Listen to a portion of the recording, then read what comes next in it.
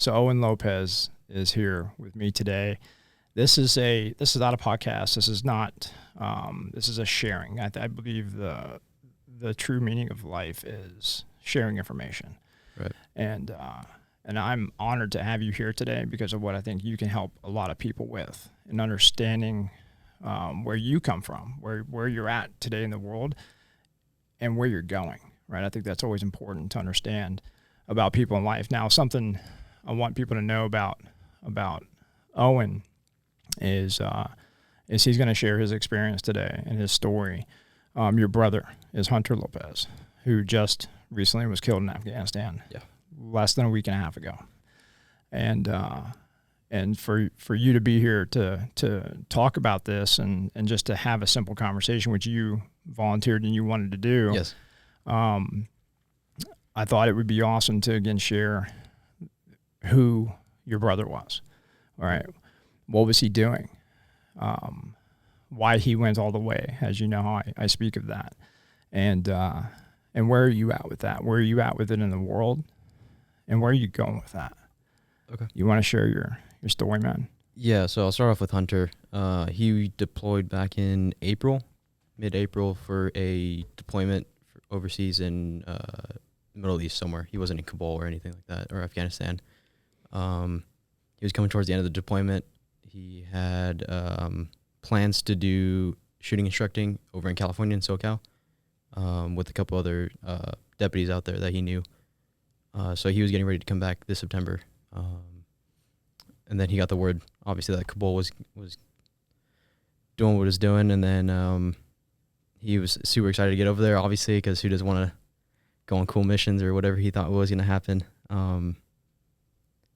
So he was out there for, I think, a week and a half, almost 2 weeks before the incident happened.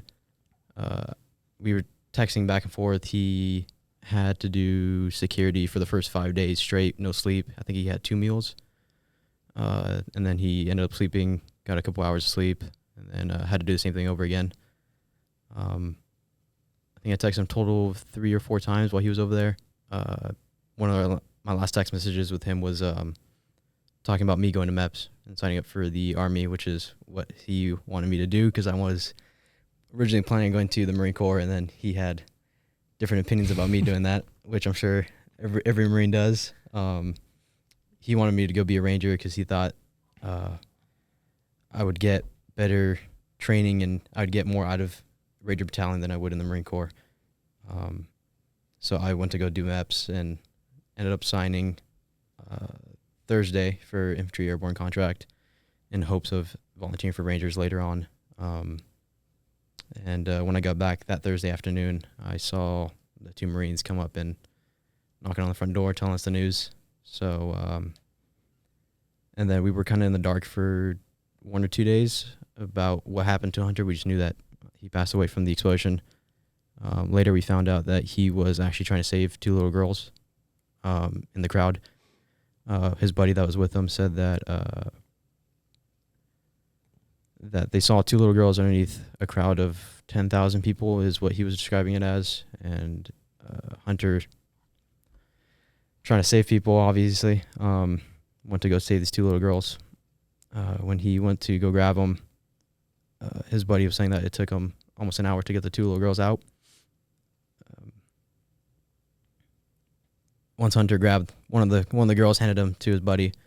Buddy walked over to the back of a pickup truck to drop her off. Went back for the second one.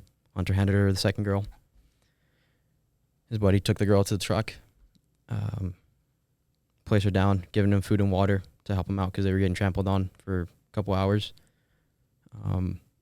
As his buddy was giving him water, on his left side, the water bottle blew up and just kind of got knocked out of his hand. He didn't really know what happened. He turned around, saw a big explosion cloud, didn't know what to do. He thought it was a flashbang because they'd been throwing him in the crowds all week. He said he never saw Hunter after that explosion went off, and he saw obviously there was a huge ISIS attack after the explosion. There was a couple dudes on the rooftop that his buddy was telling us about. Fortunately, he wasn't able to get after it because his hand was kind of messed up. It's intact, but it just got shrapnel. So he didn't see Hunter. He wasn't able to see if Hunter was okay or able to help. He was too busy helping other Marines and getting him back into the compound because they were outside the gate. We got a phone call the day after we found out Hunter passed away from his buddy that was in another unit, saying that they heard the explosion go off and they went to go save whoever was injured.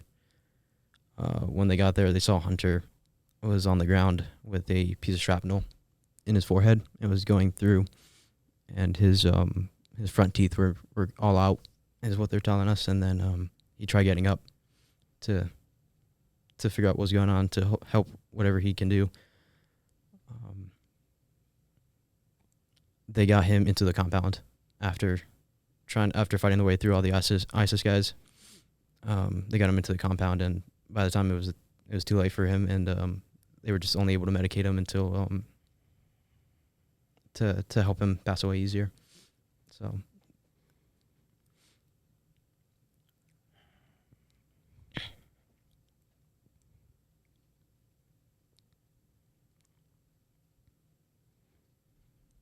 I know that's hard to share.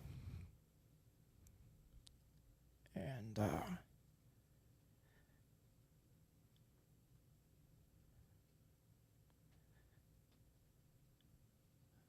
I acknowledge you for sharing that. thank you. That's hard. And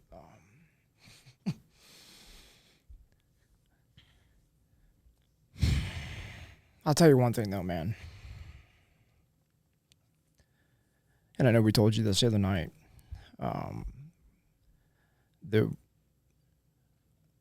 We surround ourselves with amazing people, vulnerable people, compassionate warriors, resilient, total resilient dudes. And I'll tell you what, it's tough, and that's why I'm a little bit emotional right now. It's hard not to be, but I've lost a lot of friends, and it's taken me a long time to deal with some of those losses. But for you to come out here and hang out with us for the last few days, because I know Mojo, Mil-Spec Mojo, for you guys that know him out there in our community, and Hunter was a friend of ours. We communicated with him numerous times. I talked to him. He was, you could tell he was going a lot of places, and whatever he wanted to do, he was going to do, because he was already on that path. Yeah. And he supported us and we supported him. And for you to sit here less than a week and a half later after the loss of your brother, your literal blood brother, shows more resilience than a lot of people. And that's why I'm acknowledging you for sharing today. And I think people need to hear this. I know I was very hesitant when we had talked about the conversation of maybe speaking about this, but in theory, what is time? Whether it's a week and a half, whether it's 2-3 years from now, I think the world is a forum. It's all about sharing. Right. And I think it'll help a lot of people understand where we come from as military people, as where you're going into the military, in such hard times right now in our country, in our government, in the world's problems that we have. Look at what Hunter and all his brothers and sisters were doing. He was with the 24th Marine Expeditionary Unit, which is, the 911 of the Marine Corps. At any given time right now, there's 2 ships out in the world, 2 fleets that are rolling around with up to 3,000 Marines, and then not including all the other assets and Navy and everybody else that supports that mission, in order to go into some of the most non-permissive environments in the world to not kill bad guys, right? Mm-hmm. Hunter wasn't there because he was trying to kill IS. He wasn't there because he was trying to kill Taliban. That's the byproduct of the job. Like, you just might have to do that. Yeah. And for you to start that story out with, him responding with that 911 call and the MU going in and supporting the operations at Kabul airport,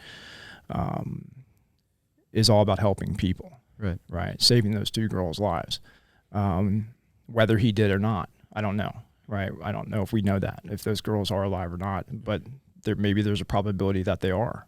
Yeah. So because he handed them off to people, Right. and maybe they got them to a somewhat safer zone to where when that bomb did detonate and the complex attack started, in a narrow box canyon, basically is what it was. You're kind of set up for failure there the whole time, and to accept that, to understand the risks that you're taking, and to still dive into a crowd of thousands, tens of thousands of people, because we've seen the videos, we've seen the pictures, Yeah. shows the ultimate compassion of a warrior to go and some of the shittiest environments in the world and still care about people that much. That's why I said it's awesome to know, dude, your brother. Trying to hold my shit together here. It's awesome to know a dude that would go all the way. Right. And I know there's a lot of people out there right now that are questioning everything. They're saying, well, why would we do that? Why would we be sent by somebody else's agenda into a country to lose people? And I've tried to explain to people in the world that ask me, what my opinion is after being almost a career Marine and serving my country in every capacity I could possibly do, even now, and supporting with training and equipment. Why would you do that? I ask you that question. With what's going on in the world today, you signed up for, the United States Army before your brother had passed. And on the day you get done with that MEPS, you're seeing 2 Marines walking up the driveway. Yeah. The hardest thing possibly fathomable for most people out there. What are your thoughts now? You're on a contract. You're going to be joining the United States military to uphold a higher standard of care for our society. You're going in there to obviously do more than what's required of you, like General Patton said. And there's not a lot of those people out there in the world anymore.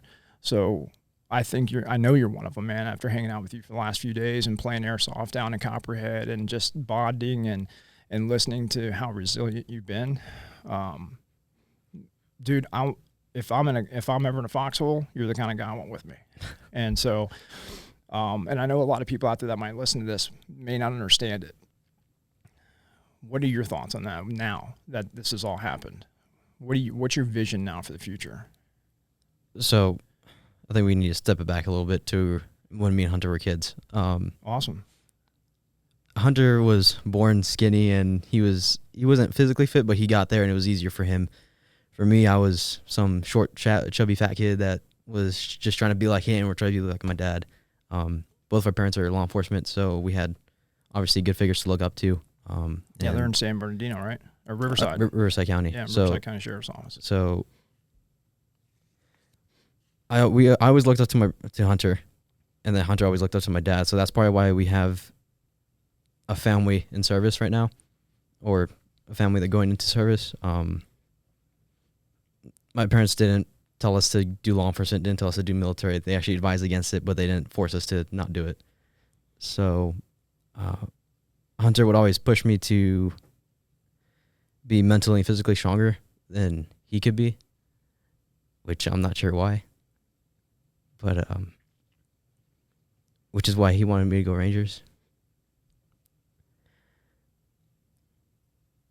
And due to our parents,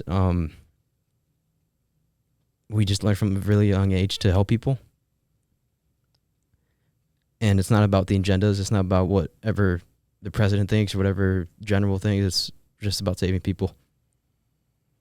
And if we can do that in the military, and my brother saves, I've gotten messages on Instagram from people that are here in Texas or here in the United States in general, saying that they're sorry that he passed away, but they're saying thank you to us for him being over there and getting them out. It's never going to be about whatever we're being told to. It's just about saving people. I agree to that. And it sounds like you got some amazing parents, number one, and an amazing brother, and a support network there.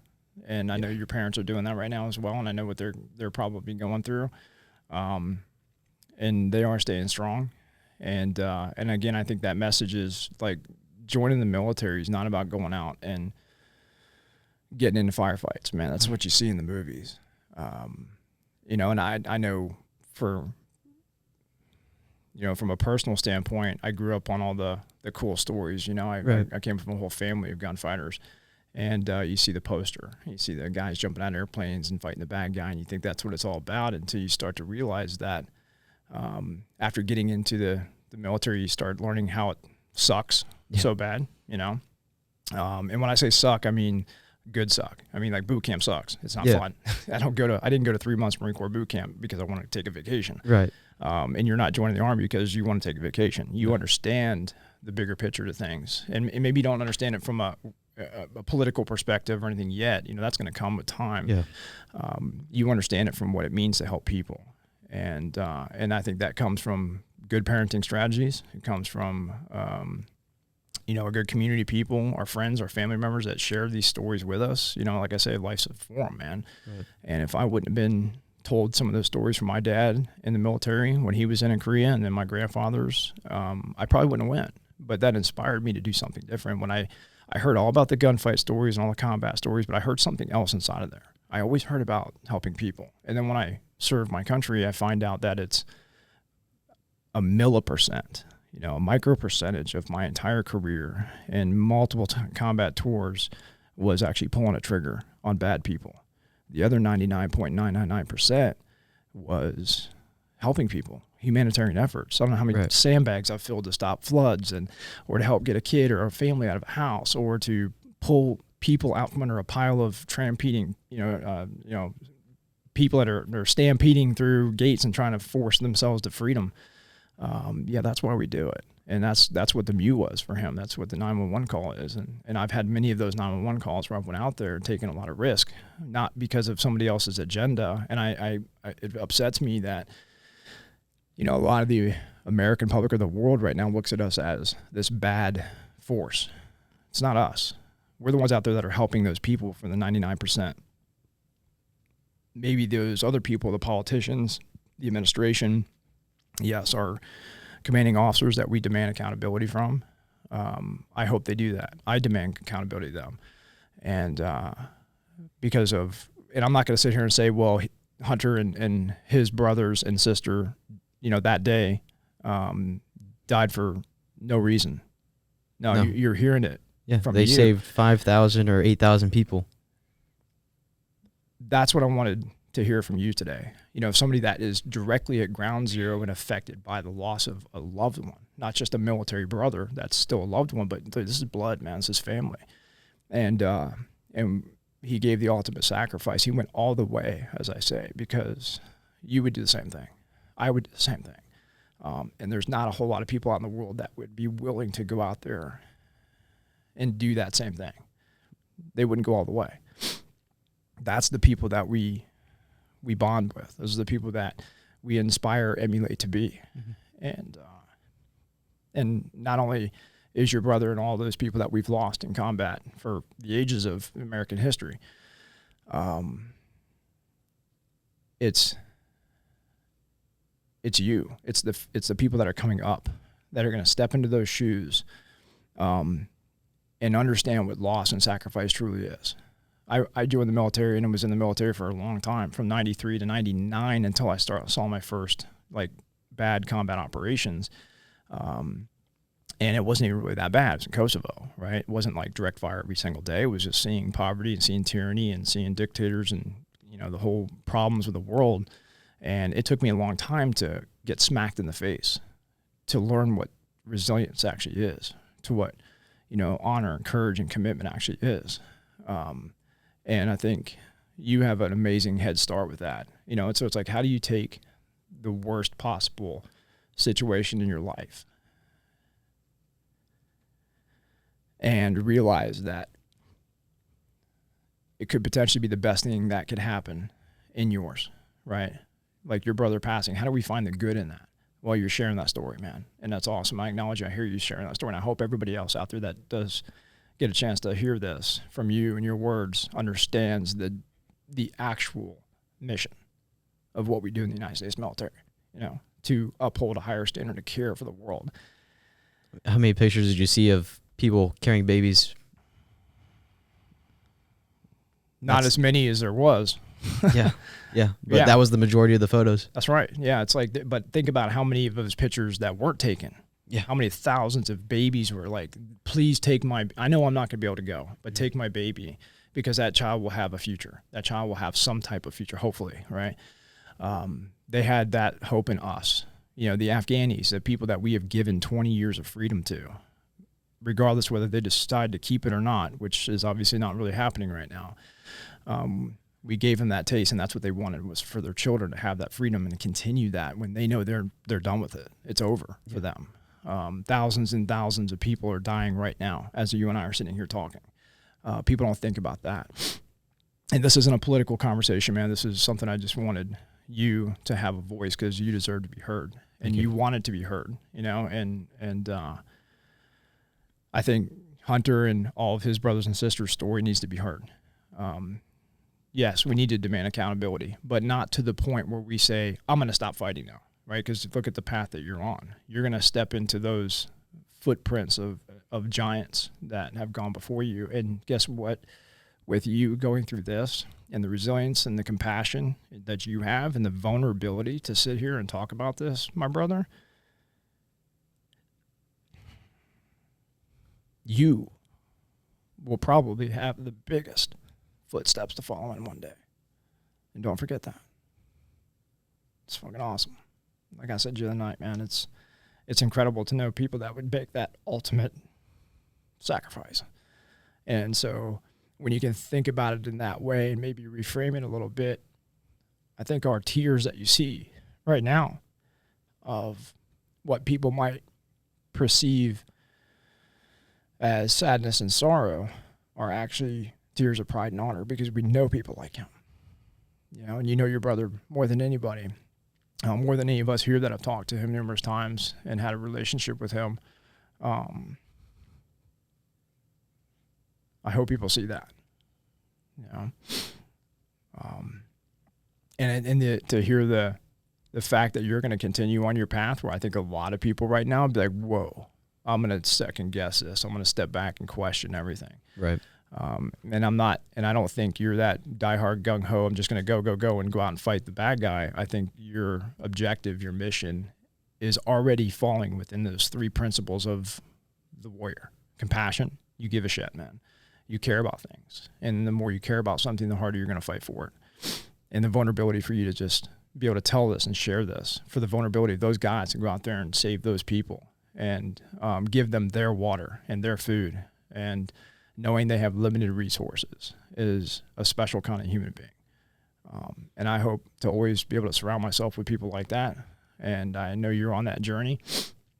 And I think you'll be able to help people with that loss more than you know, because you're already doing it right now. And whether it's hit you yet completely,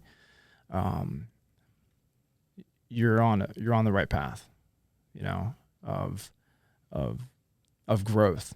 That's the best way we come out of these things is, and I find it absolutely just amazing of your ability to accept this. And I know you don't maybe accept everything about it, but the ability to accept the fact that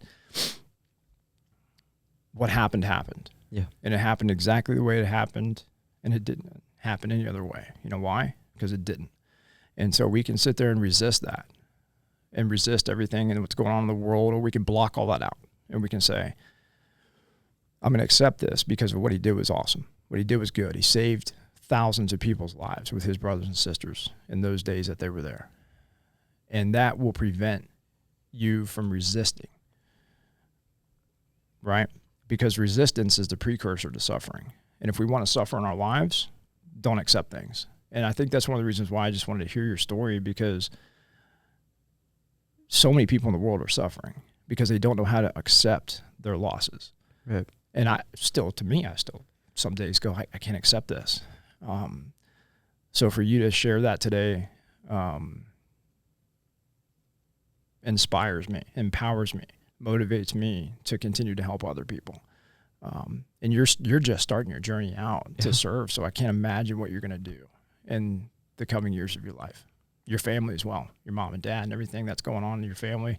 and their community and how everybody's banding together to support. That's what we need more of. We do.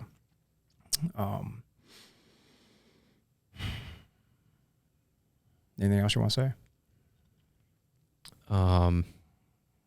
Thankfully, Hunter told me most of his plans that he was going to do for the future, so I'm going to carry those out, and I'm going to try to get into the same industry he was getting into and try to instruct.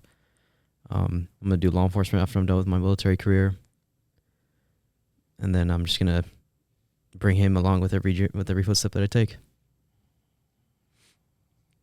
Do you feel the need to serve because of your brother and your mom and dad?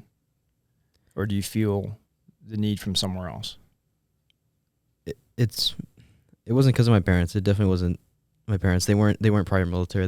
They were law enforcement. I definitely feel the need more for Rangers for sure. Because before that, I was texting Hunter on Instagram saying like backup plans in case I fail RASP. But those aren't options anymore. Good. Even if you fail, recycle. If I can't recycle, resubmit my package. That's right. Good. Because life's going to get harder, right? Yeah. But we hopefully get stronger. And I see you already being folded and forged in a beautiful process of this, like the blade of life, starting. And the stronger you get is because of the failures, because of the pain, because of the agony, because of the suffering that you've been able to overcome. And again, I commend you for the ability to heal yourself with the help of no one. And that's the most powerful man in the world. Okay. Now we always have a support network.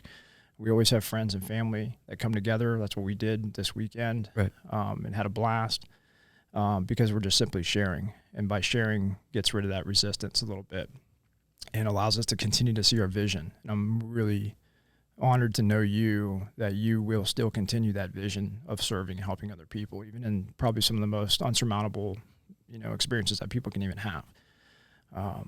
And I think that comes from within, man. I don't think that's something that necessarily our parents or our friends or family members or brothers, they'll share the stories, but how many times do you share those stories with other people and they're like, yeah, that's not for me. That's good. Yeah. I've already getting multiple text messages from other people in my high school saying, oh, do you think I should still join? Or? Yeah. We've got a couple teenagers in my household. We have 3 right now. Yeah. Right? And they're all curious. And even me, I've caught myself going, no, don't do that. Don't do that, because if they have some innate drive and talent to serve in some capacity, some way, shape, or form, to make the world a better place than what they came in it, I will support them 1,000% in that. And I think a lot of people need to hear that from you as well, is that, to continue fighting for your dreams and chase these opportunities instead of just chasing a passion, right? Bring your passion with you, like right. Mike Rowe always says. And you're definitely doing that, man. And I think you're gonna do it even better now that you have a constant reminder every single day that you can help share and remind other people. Because, dude, you're gonna get in, and you guys might get into combat operations, and somebody's gonna lose somebody, and guess who they're gonna turn to? Yeah.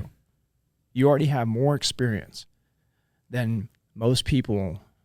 There's a lot of people in the military and law enforcement that have never lost anybody. I know you're never afraid to share that, because I've been very hesitant in asking you, like, are you sure you want to do this? Mm-hmm. And you said, absolutely, I want to do this. Yeah. Because of your vulnerability, your bravery, your honor, your courage, and commitment to serving. I think that's just absolutely incredible, man. It's incredible. I was just going to talk about Hunter and the gun industry and how I got into you and Mojo and some of the other guys we met this weekend. When I was, Hunter and I are 4 years apart, so he was going into the military at 18 when I was 14. So he introduced me to all these guys, and we always talked about making a separate Instagram gun account just to get your guys' attention, so that way we can come one day shoot with you guys. And I don't know why this on my way over here, I don't know why my airplane seat next to me was empty. The whole plane was full, one empty seat next to me.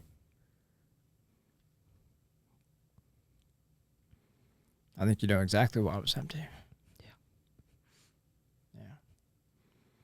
Well, I'll tell you what, he definitely caught our attention with his channel. Yeah. And we instantly supported him right away because we could tell, and I think that's what you're talking about here, whether it's, you know, the starting of something, an Instagram channel, or trying to share your passions with other people, or an empty seat on an airplane. That is all energy, you know, and I think that I'm glad you acknowledge that and see that, because that's real. Yeah. It's very real. And I guarantee you that he will remind you of that every single day, you know, in a good way, not a bad way, Right. not a lost way. Because we've lost, and I hate to say it, and people can understand it. It's like, we didn't lose anything. We've gained so much from this. And that's how you take something that has happened in your life that's traumatic, and one day, hopefully, look at it and go, man, it was one of the best things that could ever happen to all of us, you know, as a reminder, you know, because these guys and gals gave the ultimate sacrifice for us to continue to remember what freedom really means. And if you think about it, one of the hardest things right now that nobody's talking about is the world's a big place. You know, there's 8 billion people in the world, man. But only 327 million of them have something uniquely in common, and that's freedom, right? 327 million people of 8 billion people is only 4.5% of the entire world's population that doesn't have a king or a queen or a dictator or a tyrant or some messed up socialist government. Even those republics out there, they're not really republics. They're not the experiment of America. And that's why we fight for it. That's why we've been doing this since 1776. And every male Haley in my family has been fighting since that war. And I know I won't let it go on my watch. I know you're not going to let it go on yours. Hunter was not going to let it go on his and any of his brothers and sisters. And I'd like to think that there's a big population of that 4.5% that still care so much about what we have, the last free stand on earth. Your brother gave that sacrifice for it. And that's why I say it's awesome to know a dude that went all the way, because he's willing to fight for that little bit of 4.5% that we have left in the world. And I know you're going to step into that world, and it's a big responsibility to take. And with that responsibility comes power, and that power is inspiring others. You're in an awesome position to do that. Empowering others, teaching, educating, motivating people to get up and say, hey, look, times are hard, but they get harder. And so how are we going to influence others to take that step into the unknown so we can maintain that 4.5%, and then maybe 4.5 plus, and then 5%, and then 10% of the world, and then 20% of the world? Who doesn't want freedom? There's a reason why tens of thousands of people are racing towards that gate. And throwing their kids over and just trying to give anyone a chance. Because they wanted freedom. Yeah. They wanted freedom. They don't have it. And here we are sitting here in our little world of everything we could ever possibly imagine, right? We have every opportunity to make something of ourselves in this country. But when you join the military, which is a very small, tiny percentage of that 4.5%, you do it because you want everybody else to have that freedom, right? You will sacrifice your own rights. When you join the military, you will sacrifice your constitutional rights, right? You will not have the freedom to speak and say anything you want anymore. You don't have the right to carry a gun on base or anywhere that, you know, is restricted, because there's no guns on base. Well, wait a minute, it's the military. No, we have to have controls, and, you know, it's just a weird thing. But why would you be willing to sacrifice those freedoms For other for people. others, so they can have them every single day? And I think the American public needs to hear that. They need to understand that. They need to hear your story. They need to hear your brothers and all of his brothers and sisters' stories of the ultimate sacrifice that makes us the country that it is. And so I think we all get hung up on politics and the administration right now and what's going on in the world. Yes, the world's a very dangerous and very bad place, because, yeah, the other 95.5% out there, what do they want? Freedom. And if they can't get it, they'll do whatever means necessary to control. And I hope there's always people like yourself and like your brother and everybody else that understand that and step up. And I hope everybody else out there that's listening to this, I hope they support and they speak out. And yes, demand accountability so we can keep doing our jobs in the world to make it a little bit better place than what we came in it. So, Owen, dude, I know I think it was tougher for me than it was for you. But I can't thank you enough for sharing. Thank you for having me. And anytime, man. I know you're going to go off and do amazing things, and keep sharing your story. Keep telling people, even if they don't want to hear it, especially if they don't want to hear it, right? Find a way to articulate that to people, and I think they'll be inspired to, again, serve. And sometimes serving just means sharing. Yeah. And that's why I wanted to create this opportunity for us to talk, man. And so again, brother, thank you very much. I mean, you have all of our love here, all of our support, your family does, and everybody else out there that's suffering right now. Right. And my message to the American people is, if you're not suffering right now, you should be helping. And if you're not helping, just be present with that in your head for a minute. Thank you, brother. Thank you. Love you, man. Love you too.